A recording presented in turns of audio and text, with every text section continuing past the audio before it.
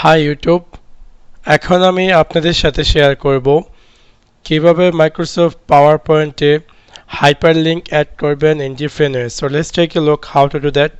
আমি আমার কাঙ্ক্ষিত মাইক্রোসফট পাওয়ার পয়েন্ট ওপেন করি এবং এখানে আমি আমার কাঙ্ক্ষিত যে ওয়েবসাইটটি আছে তা টাইপ করি।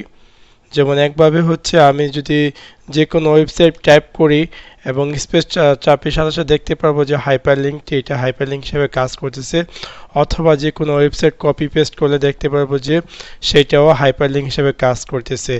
এছাড়া আমি আরেকটি ওয়ে হাইপারলিংক করতে পারি, যেমন এখানে আমি লিখি যে ক্লিক হিয়ার,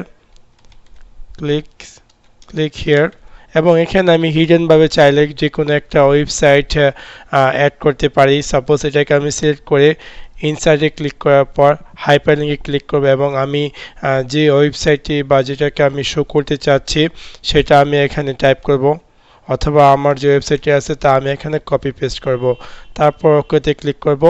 এবং ফর এক্সাম্পল হিসাবে যখন আমি স্লাইড শোতে ক্লিক করব এবং ফ্রম বিগিনিংয়ে ক্লিক করব, দেখতে পারবো যে আমার এখানে দুটি ওয়েবসাইট শো করতেছে। যেমন ক্লিক হেয়ার করলে সাথে সাথে আমি দেখতে পাচ্ছি যে youtube.com শো করতেছে। সো এইভাবে আপনি চাইলে আপনার যে কোনো প্রেজেন্টেশন এভাবে শো করতে পারবেন, হাইপারলিংক হাইড করে অথবা হাইপারলিংক ফুলভাবে শো করে যে কোনো ওয়েবসাইটের link. So that's it. Thanks for watching my video. Like and subscribe.